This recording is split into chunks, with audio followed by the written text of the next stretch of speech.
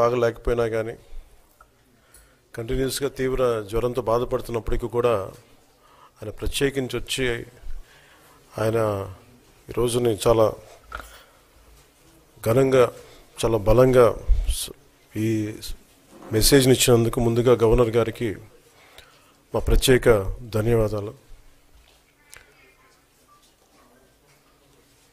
Governor గారి ప్రసంగంలో YCP అగ్రనాయకత్వం కానీ సీనియర్ నాయకులు కానీ వారి ఎమ్మెల్సీ సభ్యులు కానీ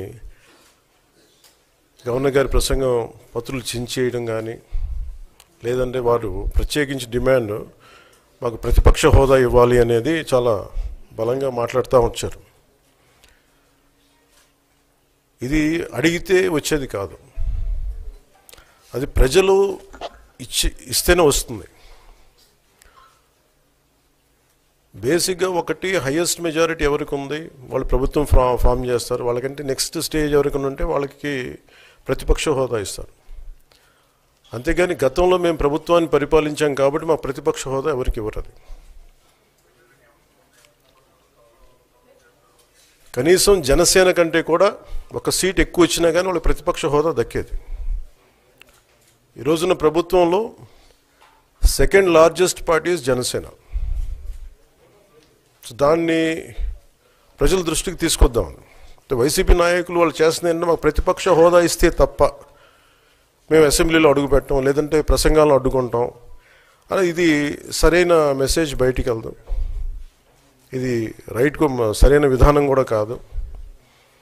ఇది ప్రజలందరికీ తెలియజేయాలనుకున్నాం. ఇది ప్రతిపక్ష హోదా ఏ పరిస్థితిలో వస్తుందంటే మీకు రూలింగ్ పార్టీ కంటే కూడా అత్యధికంగా ఇంకొక సీట్లు వాళ్ళకంటే మీరు వస్తే దాని తర్వాత స్థానం మీకు వస్తే ఖచ్చితంగా ప్రతిపక్ష హోదా వాళ్ళకే ఉంటుంది.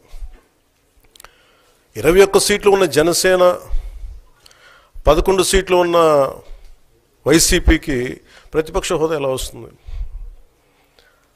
మేము వస్తే తప్ప మేము అసెంబ్లీకి రాము, ఇలా గవర్నర్ ప్రసంగాలను అడ్డుకుంటాం అనేది ఇది సరైనది కాదు. ఇది ప్రజలందరికీ కూడా తెలియచేస్తున్నాం ఈ సందర్భంలో.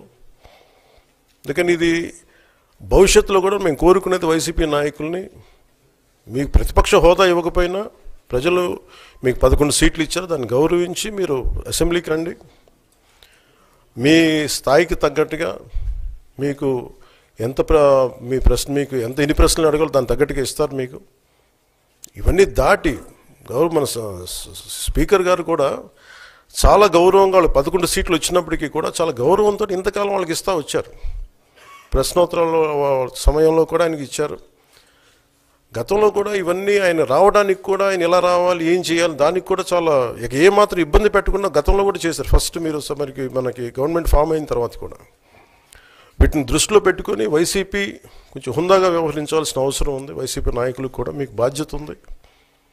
గవర్నర్ గారి ప్రసంగాన్ని మీరు ఆ విధంగా మీరు ప్రశాంతంగా విని దాన్ని వచ్చే జరుగుతున్న సమావేశాల్లో మీరు దాని మీద లోటుపాట్లు మీరు చెప్తే బాగుంటుంది తప్ప ఇలా కూర్చోబెట్టి అరుపులు కేకలు ఇది సమంజసంగా లేదు. అంటే అర్ధాంతరంగా ప్రతిదానికి అసెంబ్లీలోకి రాగానే గొడవ పెట్టుకోవాలి, దేన్నైనా విభేదించాలనేది ఇది చాలా లో లెవెల్ ఆలోచన విధానం, లో లెవెల్ స్ట్రాటజీ. అది ప్లీజ్ మీరు అప్గ్రేడ్ అవ్వండి, మీరు అప్లిఫ్ట్ చేసుకొని మీరు కూర్చోబెట్టి డెమోక్రటిక్ ప్రాసెస్ని గౌరవం ఇవ్వండి.